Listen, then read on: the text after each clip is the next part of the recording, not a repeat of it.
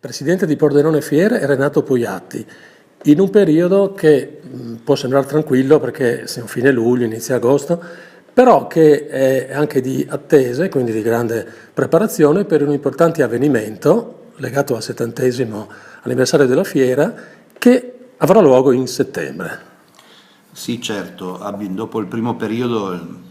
dell'anno che è sempre denso di fiere, principalmente in quest'anno che ne avremo 34 in totale, e oggi siamo un po' più tranquilli in questo periodo perché è un periodo per mettere i padiglioni in ordine, per fare le manutenzioni, per fare tutti i riordini di ciò che si è fatto nella prima parte dell'anno e in preparazione del primo evento, come ha detto lei, del 70° anniversario importante per noi di Pordenone Fiere perché certifica 70 anni di impegno per la città, per le imprese, per il territorio. Quindi grandissimo impegno da parte nostra, stiamo preparando al meglio, ci sarà una mostra oltre allo spettacolo di Papu che compatibilmente con il tempo si farà alle scuole Gabelli, uno spettacolo originale fatto per Pordenone Fiere per certificare Pordenone Fiere, anche una mostra sui nostri primi 70 anni per verificare l'impegno che è stato messo in questi 70 anni al servizio di tutti.